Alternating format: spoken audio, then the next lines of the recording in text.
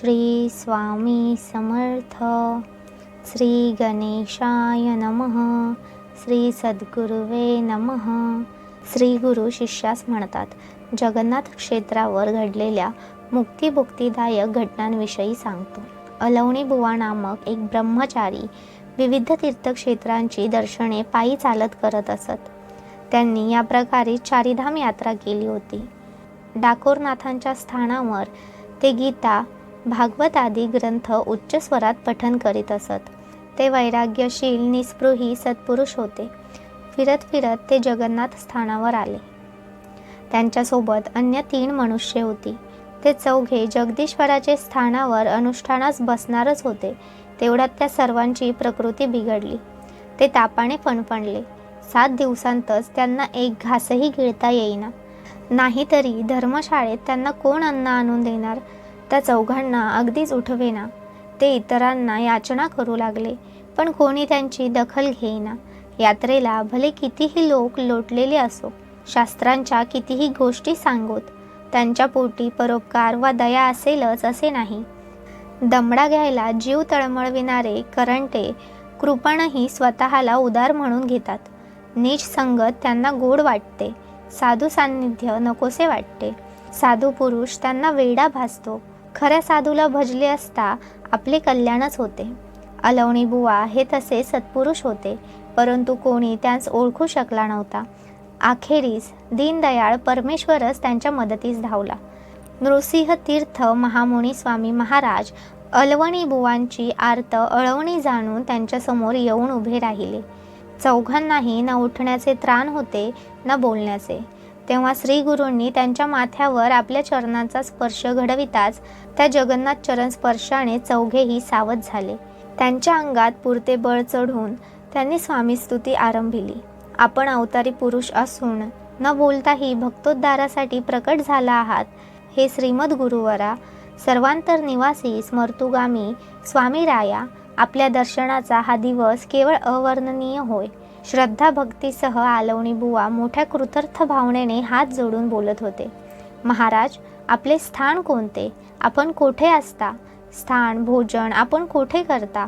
आपण प्रसन्नवदन होऊन निवेदन करावे. आपल्याविषयी जाणण्याची आम्हाला उत्सुकता आहे. तेव्हा परमहंस स्वामीराया हसतच म्हणाले, संपूर्ण विश्वात आमचा अखंड वास असतो. हे संपूर्ण विश्वच आमचे खास अधिष्ठान आहे. तरीही तुम्हास सांगतो, आमचे स्थान सह्याद्री पर्वत व गिरिनार हे होय. काशी क्षेत्र, मातापूर, करवीर, पांचाळेश्वर नगर, कुरवपूर, औदुंबर, करंजनगर, नृसिंहवाडी, गाणगापूर, कुरुक्षेत्र, हरिद्वार, हिमाचल, रामेश्वर, द्वारका, तुंगभद्रा, प्रवरा, अबू, श्रीगिरी, मेरू पर्वत, गिरीकर्णिक, अंबा, काली सरस्वत्यादी सर्व स्थाने आमचीच आहेत. अष्टविनायक, केदारकुंड, 12 ज्योतिर्लिंगेच काय, पिंड ब्रह्मांड ही आमचे स्थान होय. कोणतीही तीर्थे, क्षेत्रे, देव, संस्थान ही अखिल व्याप्त ईश्वरीय स्थाने ही आमचीच असतात. आम्ही स्वतः सिद्ध असून चिरकाल सर्वत्र व्यापक निर्मल आहोत. हे ऐकताच सावध अलवणी बुवांनी संधी मिळवून स्वामीचरण साधले. महाराजांची पुन्हा पुन्हा स्तुती करू लागले. हे देवादिदेव परमहंसा, अविद्या, संसारताप व तमोवृत्तीच्या विध्वंसा, शुद्ध निरंजन स्वरूप परमपुरुषा, उपनिषदे ज्याचे वर्णन करतात ते आपणच आहात हे निश्चित. मनाला ज्याचा पार नाही, वाचेला ज्याचा आकार नाही, विश्वव्यापकही जो आहे आणि स्थिर म्हणूनही शोभतो, चैतन्य स्वरूपात जो चराचर व्याप्त आहे, तेच आपण आज साकार झाले आहात. नवस सायासानेही जो दुर्लभ असा दर्शनला प्रत्यक्ष आणि सहजच झाला, आपणच स्वामी जगन्नाथ आहात. आपल्या दर्शनाने कृतार्थ झालो. देहभान हरपून समोर उभे ठाकलेले परब्रह्म उत्स्फूर्त शब्दप्रवाहात ठासून सांगण्यामध्ये अलवणी बुवा डुंबून गेले. तितक्यात प्रसन्नमूर्ती विश्वंभर स्वामीदेवाने परिसरच पलटवला. तिथे एक सुंदर विशाल घर दिसू लागले. उत्तम सुगंधाने भारावणारे रुचकर पाणी स्वच्छ पात्रांमध्ये भरून ठेवले होते.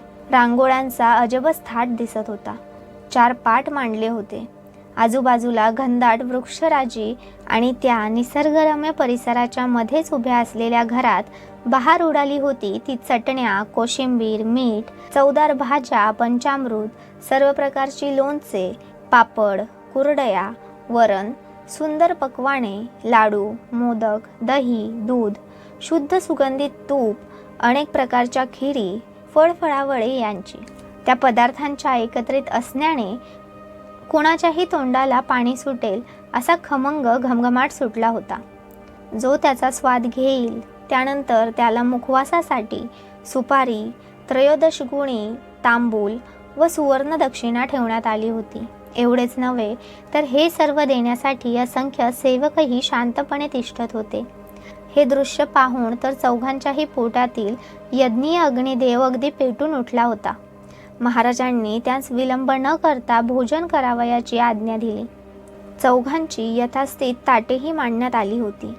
ती तयारी पाहून त्या भुकेलेल्या जीवांना अद्भुत आश्चर्य वाटले. हे स्वरूप ईश्वराशिवाय अन्य कोणाचे असेल असे म्हणत ते 7 दिवसांचे उपाशी जीव ताटांवर बसले. भरपेट जेवले. जणू एवढ्यासाठीच 7 दिवस गेले आणि आता वाढणारे किती आणि सेवेला माणसे किती.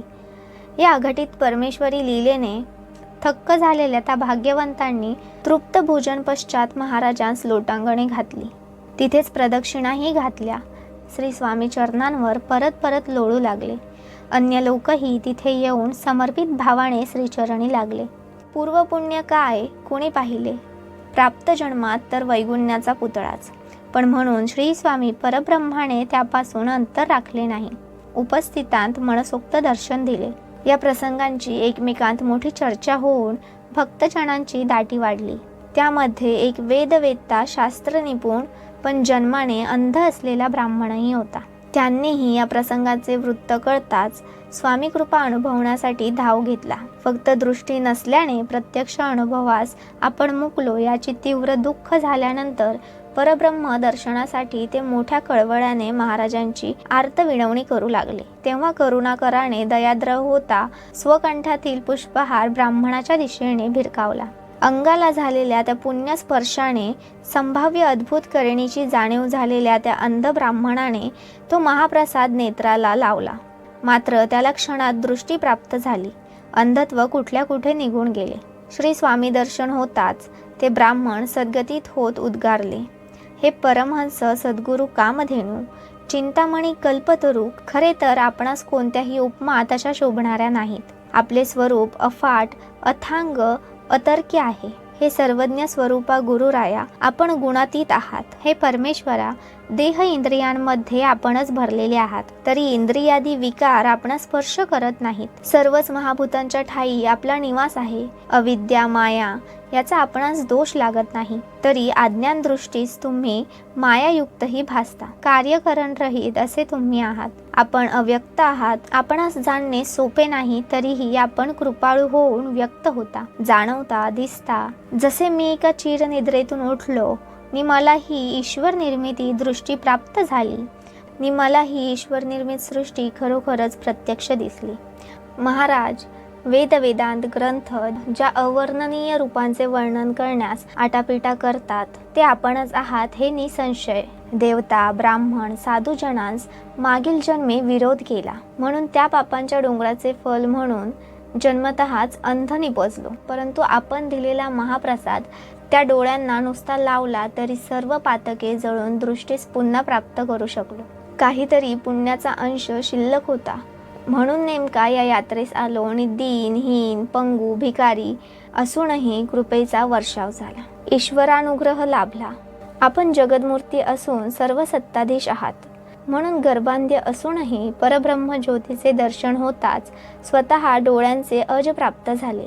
सत्तास्फूर्तीचे स्फुरण असल्यायोगेच होत असते.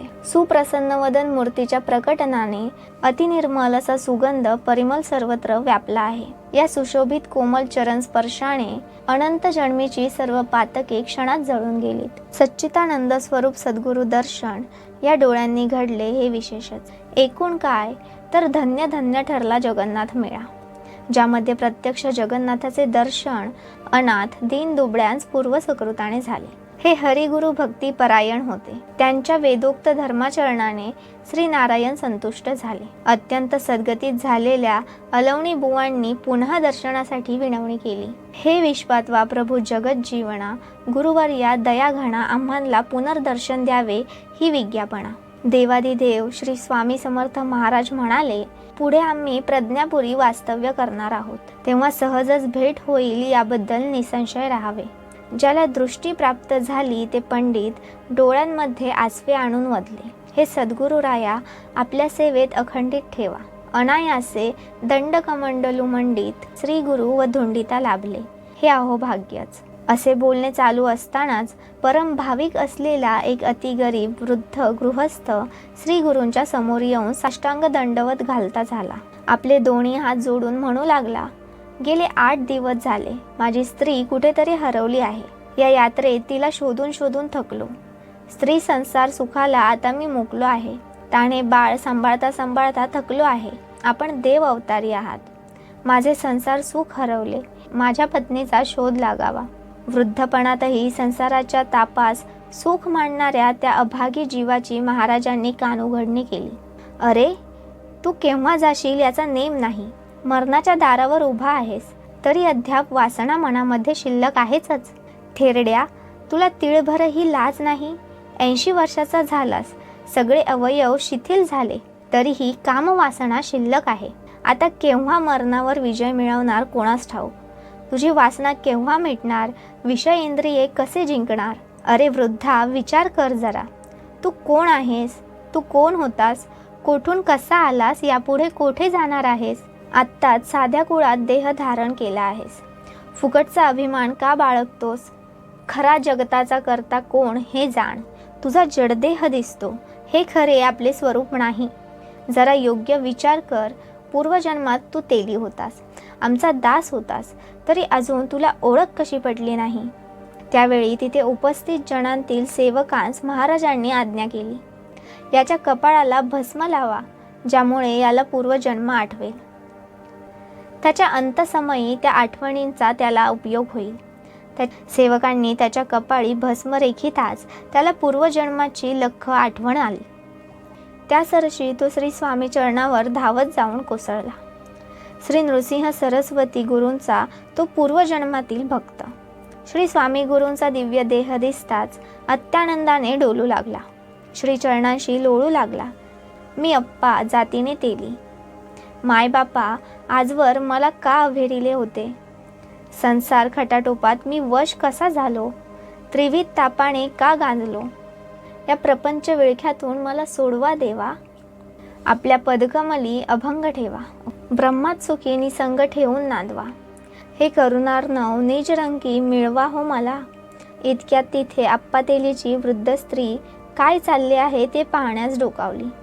नवऱ्याला पाहताच आनंदली. तिने तान्ह्या बाळाला चटकन कडेवर घेतले आणि नवऱ्याला प्रेमभराने मिठी मारू लागली. तेव्हा तोवर खऱ्या अर्थाने सावध झालेला तो वृद्ध आपल्या पत्नीस म्हणाला, ऐक, श्री गुरु समर्थांच्या पदकमलांवर मस्तक ठेव. सर्वस्वी हेच आपले पालक असून जगाच्या उद्धारासाठी आलेले हे ईश्वरावतार होत. हे ऐकताच तिघांनी श्री चरणावर साष्टांग नमन केले. अभयतांनी श्रीचरणी लोळण घेतले. आपणास अंती श्री गुरुपदांचा वियोग होऊ नये, स्वस्वरूपात मिळवा, चरणारविंदी ठेवा अशी प्रार्थना केली. तेव्हा तुमची शुभकामना पूर्ण होईल असे म्हणत सर्वजणांस आशीर्वाद देऊन महाराज बघता बघता अंतर्ध्यान झाले. तेव्हा सर्वच आश्चर्यचकित झाले. ते तिघे म्हणू लागले, साक्षात पूर्ण ब्रह्म परमहंसच आता पाहिले. मोठ्या आनंदाने ते सर्वजण श्री गुरु सद्गुरु रूपांचे चिंतन करीत आपापल्या मुक्कामस्थळी परतले. अलवणी बुवा हे बडोद्यामध्ये बालपिशाचवत वृत्ती धारण करून जन उपाधी टाळून बरेच दिवस स्वेच्छेने लोककल्याणासाठी राहिले. ते कधीही मीठ खात नसत, अळणी पदार्थच खायचे, म्हणून अळवणी असे नाम विख्यात झाले. त्यांनी स्वतःच सांगितल्यावरून हे श्रीगुरु वृत्त आपणास निवेदिले आहे. यात कल्पित काहीही नसून सर्व सत्यवृत्त श्रीगुरूंनीच वदविले आहे. देवशास्त्र पुराणांसंमत श्री गुरु लीलामृताचा ब्रह्मनिष्ठ वामनाने रचिलेला हा 6वा अध्याय येथे समाप्त होत आहे. श्री स्वामी समर्थ.